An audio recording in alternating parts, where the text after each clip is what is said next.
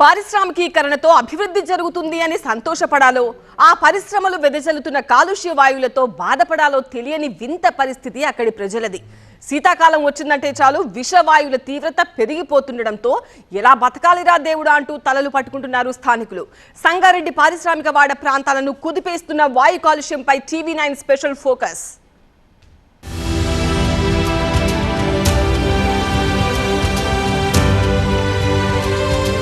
చలికాలం వచ్చిందంటే చాలు ఆ పారిశ్రామిక వాడలోని ప్రజలంతా భయాందోళనకు గురవుతారు. అసలు చలికాలానికి ఆ పారిశ్రామిక వాడలో ఉన్నటువంటి ప్రజలకు ఉన్న సంబంధం ఏంటి? చలికాలం రాగానే ఎందుకు అంతలా వాళ్ళు భయపడుతున్నారు? ఈరోజు తెలుసుకునే ప్రయత్నం చేద్దాం. వేల పరిశ్రమలకు నెలవు సంగారెడ్డి జిల్లాలోని పారిశ్రామిక వాడ. దేశంలోని అనేక ప్రాంతాల నుంచి వచ్చిన వేల మంది శ్రామికులు ఈ పరిశ్రమల్లో పనిచేస్తూ సమీపంలోనే జీవనం సాగిస్తున్నారు. ఈ నేపథ్యంలోనే ఈ ప్రాంతాన్ని మినీ ఇండియాగా పిలుస్తుంటారు. పారిశ్రామికీకరణతో అభివృద్ధి సాగుతున్నప్పటికీ కాలుష్య వాయువులతో ఇక్కడ నివసిస్తున్న వారి జీవనం నరకప్రాయమైంది. పారిశ్రామికీకరణ సాగిన కొద్దీ ఈ ప్రాంతం అభివృద్ధి చెందుతున్నప్పటికీ స్థానిక ప్రజల ఆరోగ్యం మాత్రం అంతకంతకు క్షీణిస్తోంది.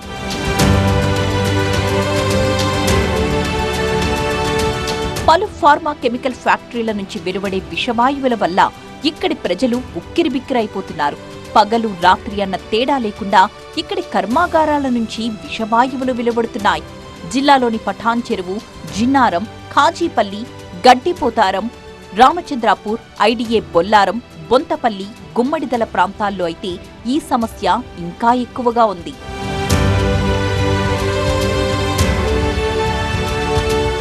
బొల్లారం పారిశ్రామిక వాడలో 300 వరకు, ఖాజీపల్లి పారిశ్రామిక వాడలో 80కి పైగా పరిశ్రమలు ఉన్నాయి. వీటిలో 80% వరకు రసాయన పరిశ్రమలే. బొల్లారం పారిశ్రామిక వాడలో 55,000కు పైగా ప్రజలు, ఖాజీపల్లి పారిశ్రామిక వాడలో 15,000కు పైగా ప్రజలు నివసిస్తున్నారు.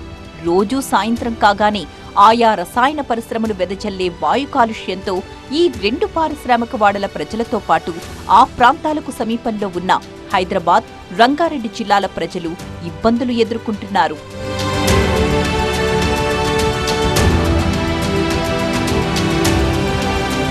విషవాయువులు విడుదల చేస్తున్న పరిశ్రమలకు వ్యతిరేకంగా ప్రజలు ఆందోళన చేపట్టిన సందర్భాలు ఉన్నాయి. జిన్నారం మండలం గడ్డిపోతారం ప్రాంతంలోని పరిశ్రమలు విడుదల చేస్తున్న వాయు కాలుష్యంపై గ్రామస్తులు ఆందోళన వ్యక్తం చేస్తున్నారు. అయినా ఇటు కంపెనీల తీరు ఏమాత్రం మారలేదు, అటు అధికారుల తీరు మారలేదు. ఈ విషవాయువులతో ప్రజలు శ్వాస కూడా తీసుకోలేకపోతున్నారు. చలికాలం వచ్చిందంటే పరిస్థితి మరీ దారుణం.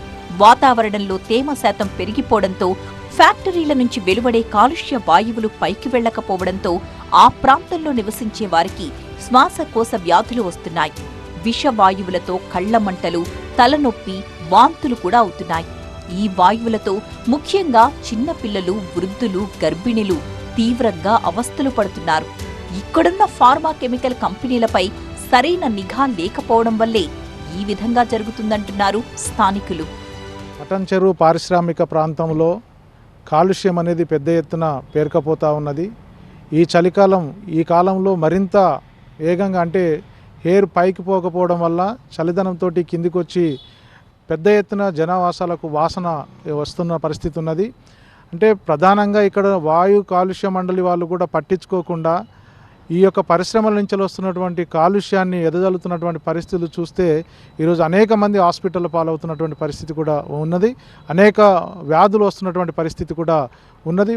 ఈ యొక్క పరిశ్రమలలో ప్రధానంగా ఈ వాయు కాలుష్యం ఏదైతే ఉన్నదో పరిశ్రమల్లో సుదీర్ఘంగా ఇప్పుడు బొంతపల్లి కానివ్వండి, గడ్డపోతారం కానివ్వండి, పాషమైలారం కానివ్వండి, బొల్లారం కానివ్వండి, ఈ ప్రాంతంలో వెదజల్లుతున్నటువంటి పరిశ్రమలో వెదజల్లుతున్న కాలుష్యంతో ప్రజలు అనారోగ్యాలకు గురవుతూ ఉన్నారు. కాలుష్య నియంత్రణ మండలి వాళ్ళు ఉన్నారు, అధికారులు కూడా ఎవరు పట్టించుకోకుండా ఈ యొక్క కంపెనీ యజమానులకు తొత్తుగా మారుతున్నటువంటి పరిస్థితి ఉన్నది.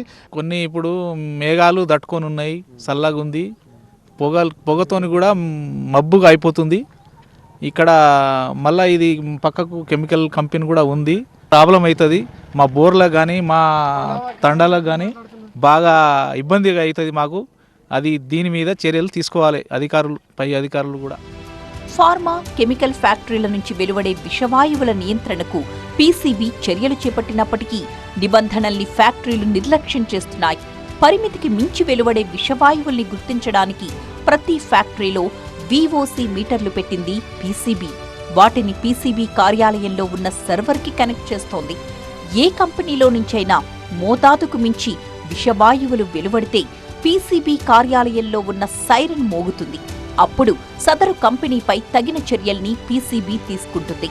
చాలా కంపెనీలు VOC మీటర్లు వాడడం లేదు.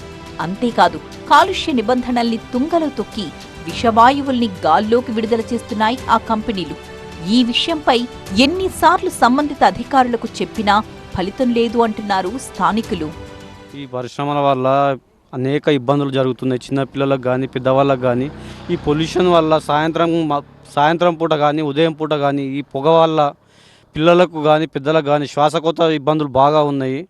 ఈ కంపెనీల మీద అధికారులు తగిన చర్య తీసుకోవాలని కోరుకుంటున్నాము. ఇక్కడ మేజల జిల్లా వ్యాప్తంగా పడంచెరు కానీ సంగారెడ్డి కానీ ఇప్పుడు నర్సాపూర్ కానీ ఇక్కడ మా ఏరియా మందం కానీ మొత్తం ఫ్యాక్టరీలు తయారవుతుంది. కానీ పొల్యూషన్ కంట్రోల్ ఎక్కువైపోయి చిన్నపిల్ల కానీ వృద్ధులకు కానీ యువకులకు కానీ తేమ శాతం ఎక్కువ ఉండటం వలన మాకు శ్వాసకోశ తీసుకోవడానికి కొంత ఇబ్బంది జరుగుతుంది. కాబట్టి అధికారులు స్పందించి ఈ యొక్క పొల్యూషన్ కంట్రోల్ తగ్గించేటట్టు ప్రయత్నించి మా ప్రజలను కాబట్టేట్టుగా జిల్లా యంత్రాంగాన్ని పొల్యూషన్ కంట్రోల్ని మేము కోరుతున్నాం.